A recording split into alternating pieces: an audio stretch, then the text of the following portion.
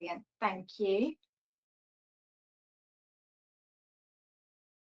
Good evening and welcome to the joint Council for the Pearl Rivers on the Wall and to everyone tonight's cabinet meeting. My name is David Rain. I'm the legal counsel and I'll be chairing tonight's meeting.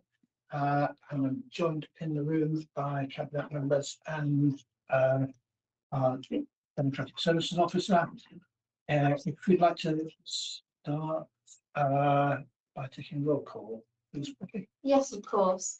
So in alphabetical order, members can please confirm if they're present in the room or present online. So I'll start off with Councillor Peter Paul Barker. Present in the room.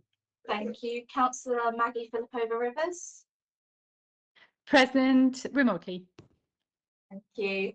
Councillor Georgina Heritage. Present in the room. Thank you. Councillor Sam James Laurie. Present in the room. Thank you. Councillor Lee Rawlins. Present in the room. Thank you. Councillor David Rain. Present in the room. Thank you. And Councillor Anne-Marie Simpson. Present in the room. Thank you. And I do have apologies from Councillor Tony Morgan. Thank you. Everybody accounted for. Item 1 was chair's announcements. I don't have any. We've all been here before, so we know how to get out of the fire alarm goes off. Minutes of the last meeting, the cabinet meeting held on the 10th of April. Can I sign those as a correct record? I propose that. Can Peter Paul Barker, if you could second. Everybody else happy? Approved. Item 4 is declarations of interest. To receive declarations of disposable pecuniary interests or other registrable interests and non-registrable interests or any conflicts of interest in respective items on the agenda. I can't think of any, but does anyone have anything they'd like to declare? Obviously, if it occurs to you later, please say when it does. Item 5 is urgent business. I don't have any urgent business. I suppose we should note that our joint local plan has been in examination in public for the last 3 days. That finished, we were expecting about lunchtime today, but so hopefully that has gone well. And thank you to our team of officers. I was there for the first session, and we had, yes, a large team, and it was, but it needed to be to cover off all the options, and obviously very many developers and other participants involved at the time. So that is that. Item 6 is public participation. I haven't had any notification, have we? No registered speakers. No one has registered to speak. So item 7, culture, heritage and creative industries strategy. That's on pages 7 to 26.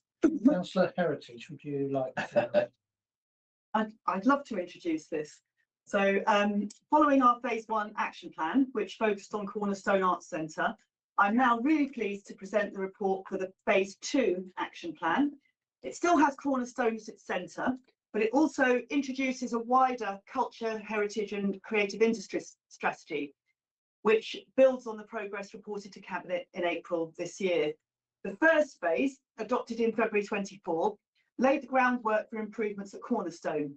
This next phase addresses outstanding actions from phase 1, while also introducing a comprehensive set of new initiatives.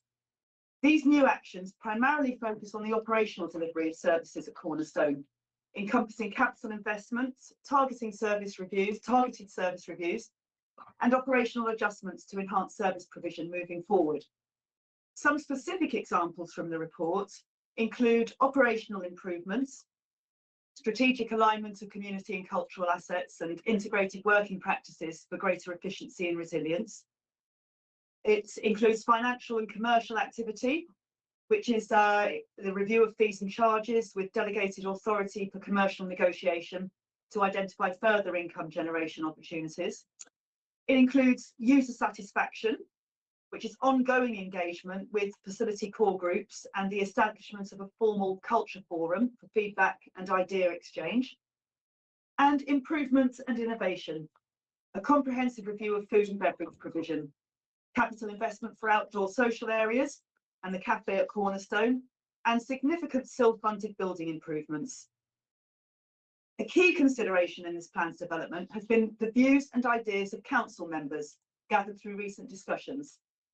These discussions revealed strong support for the venue, along with a recognition of its dual role as an entertainment venue aiming to be more commercial and managing the budget to cost neutral, but also as a valuable public space for enlightenment, education and training, social and healthy and well-being outcomes.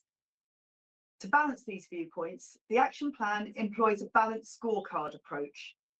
This incorporates not only commercial measures such as financial information, but also qualitative metrics, including user satisfaction, innovation, and effective operational management. Now, this holistic approach is better suited to a public service model, and it will allow us to track outcomes more effectively. Ultimately, these efforts are expected to deliver tangible benefits in terms of health and well-being, pride of place, and improved skills and learning, which contribute to a comprehensive and inclusive approach for the community and culture sector. Looking ahead, this report also introduces the pathway to a culture, heritage, and creative industries strategy, and I'm going to try not to say that again, for 2026 to 2030. It's important to recognise that this is just the start of the process. We will need to be flexible as we develop this strategy. It may require more than one action plan to fully articulate the culture, heritage, and creative industries that will be embraced in the overarching strategy. The strategy will identify the interconnectedness of these sectors, fostering an ecosystem that, while already existing, can be significantly enhanced through increased cross-working and leadership. And importantly for the future, an integrated approach like this will also align with the ongoing local government reorganisation, treating the sector as a unified entity, mirroring the future structure of public services under a new council. We will be working with the County Council, including the museums, heritage and library services in the overarching strategic vision. This collaboration will broaden the scope and ambition of the Council's agenda for the sector, better positioning our services to engage with national agencies and preparing for the upcoming local government reorganisation. It's also important to note that having broadly coterminous timelines with regional and national strategies assists in demonstrating current relevance to our communities. And this then translates into future planning and funding streams. So, for example, the Arts Council's Let's Create runs to 2030. National Lottery Heritage Fund ends in 2033, and West Berkshire Culture Strategy ends in 2030. These could all form part of our consideration when developing our strategy and when we review the timetable for the future. The report recommends the adoption of both the Phase 2 action plan and the pathway for developing the new strategy over the coming year. The new Culture, Heritage and Creative Industries strategy will have its own dedicated action plan, and we anticipate a smooth transition from our Phase 2 plan into this new strategic action plan in 2026. Our role will evolve to one of strategic leadership and enablement, with delivery undertaken in partnership with the public, private and voluntary sectors. But in the meantime, I hope my colleagues will support the adoption of the action plan, which will allow us to move forward with our ambitions for South Oxfordshire. Thank you. And do you have a seconder?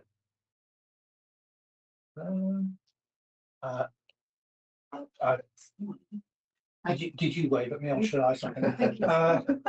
Sam's got his Sam, hand up. would you? I do, yeah. Would you like to speak now or?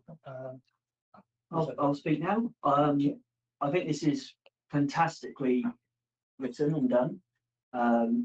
Congratulations to Council Heritage and the officers for putting this forward. I think this is very secure and very safe and pragmatic way to go. One thing I didn't do at the end of Council Heritage Street is ask the officers if they had anything to add. Just look at the wall. If nobody speaks up, then I'll assume that. Quick nod from Phil. Yeah. I have a few things to say. One is to remind everyone it's an overarching update. It's not just Cornerstone. But as I live 10 minutes away from Cornerstone and I'm a frequent user, I thought I would say something about the massive improvement, not only in the programme, and I'm going to see a big band there in a couple of weeks, but also in the atmosphere and the buzz around the place. You see community groups using the cafe now in a way that we didn't. There's also more, I mean, the exhibition that was on in the gallery also had a couple of musical nights as well, where the artist was playing the cello, or went past. It feels like a different place, and that has to be down to the way in which it's being directed and the way it's being led. So I'd like to pay compliment to that, and of course to the staff and volunteers there who are doing their thing. It is a wider strategy than that, and I would hope that going forward we'll have reports back from the cultural organisations that receive from the grants that we handed out recently as well, to make it a district-wide strategy, not just around this one item.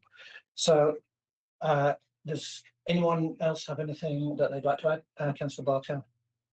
Yeah, just to say that, well, first of all, it's fantastic that Action Plan Phase 1 has been so successfully delivered.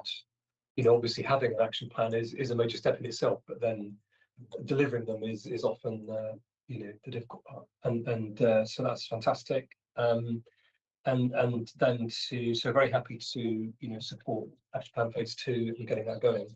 I just wanted to mention as well, capital investment section mentions that the money that we're putting into building improvements will be the first time that anyone has done that since it was opened in 2008, talking about Cornerstone specifically here, that is.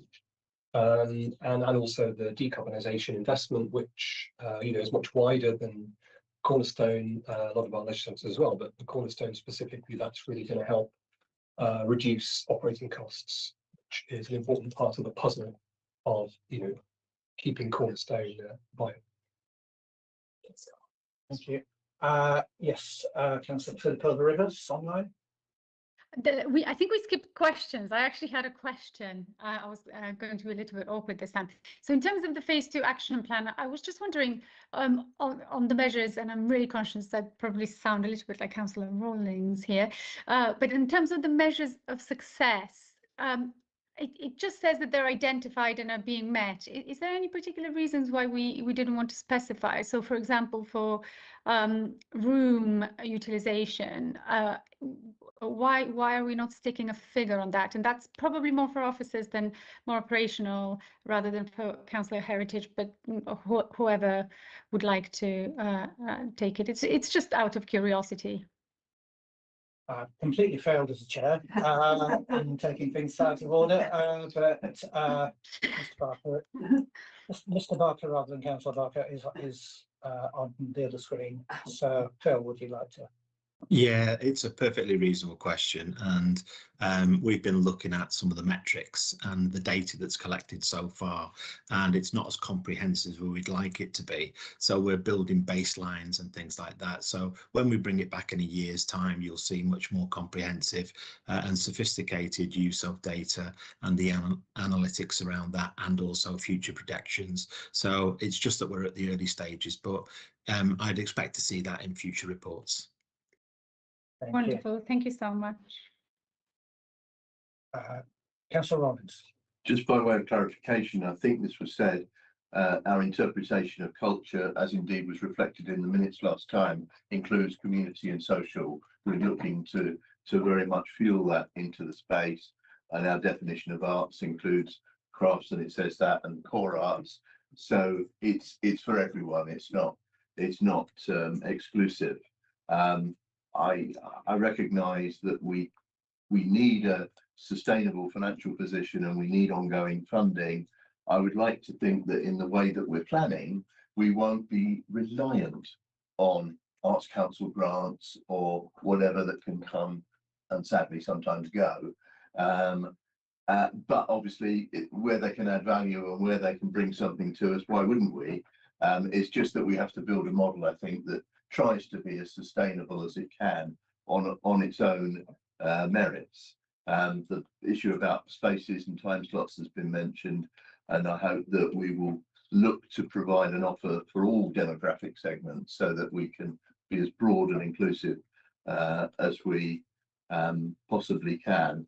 And it's great to see the marketing media stuff moving forward, the membership data building up, and that all I think gives us hope that we can begin to do more in the future and make this something which is demonstrably sustainable, which it wasn't when we inherited it. So all very keen, I think, to make this a success. Thank you. Yeah, I think the point about grants was that it wasn't an avenue that we pursued in the past, and that we should. Yeah. Clearly, it's always a long shot when you're going for something like that, so you can't rely on it. Yeah. Councillor Simpson. Yeah, I just want to say again, it's been echoed, but it's sort of echoing perhaps what Meg started with, but sort of thank you and well done to Councillor Heritage and to the team, because I mean, I remember when first elected in 2019, there was a big, I mean, Cornerstone was sucking a lot of funding from the council, and I think it's been quite a remarkable turnaround story so far, and I think it's really exciting, and I think that's reflected also when I go to parish council meetings. I have a parish at the train station in my ward, and you know, they can come into Didcot and use the facilities, and they want to know about what's on, and every time I take a paper programme and put it there in the pavilion, they seem to disappear, and so I need to get better at bringing them in. But I do think that the more we can get the word out there, people are excited about what's going on at Cornerstone now, and they are being drawn in, and there's a lot more in Didcot to see aside of Cornerstone too. So I think it's really exciting, and I'm looking forward to seeing the action plan coming forward and what comes out of that. Okay, Councillor Heritage, would you like to? Oh, Maggie's got her hand up. Oh, sorry.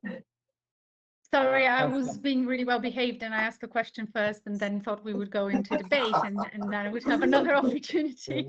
So And you're to be applauded for that.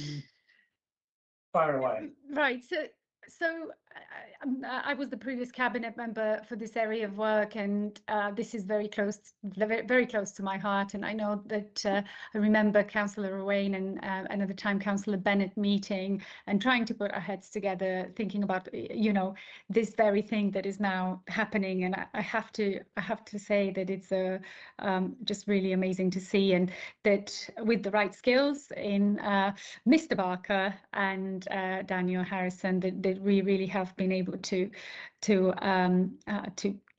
progress so well. There is a lot to come. You know, we are not done yet, but I think at the time where this sector or sectors are suffering and are genuinely on their knees in many places, having to close, I think it's a really good thing that we are throwing the kitchen sink at it and trying to make this work, because there are huge benefits for our community. That we had, how fantastic and how many various and very diverse groups have benefited from it. I think, you know, it's something to be proud of. So yeah, I'll leave it there before I get too soppy. Yeah, as many tears as an Oscar presentation. Councillor Heritage, would you like to wind up? Yes, thank you. Thank you for all your comments. I'm really pleased that this report has demonstrated the vision and the ambition and the viability of our plan for culture and the creative industries. So phase 2 won't just benefit Cornerstone, as has been mentioned, and those who use and value this arts centre, but the emerging strategy will do a great deal more. It will enable us to support further skills and learning in the arts. It will help with employment opportunities and encourage tourism to the area. And Cornerstone will be at the heart of this, embedding itself further into the community, as well as the excellent theatre programming and the great cafe, you know, amateur performances, business events, workshops. I'm just really excited these plans will future-proof Cornerstone and our district's creative offer. I'm really glad that you are too. And again, I just want to repeat a huge thanks to Phil Barker, Daniel Harrison, and their team, whether at Cornerstone or within SODC. I know how hard you've worked, and the results are absolutely fabulous. And I'm really proud to be on this journey with you. Thank you. Okay, then I'll remind you of the recommendations, which are, first of all, that we approve the closure of the action plan phase 1. 2, that the Cabinet approves action plan phase 2.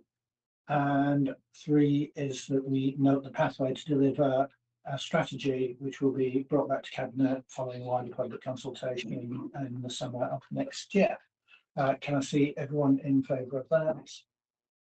No. That is everyone. And a little wave from those online. Right, I think that is our business done for the night. Thank you. That's all. Declare the meeting closed. Brilliant. Can you end the broadcast, please, Susie?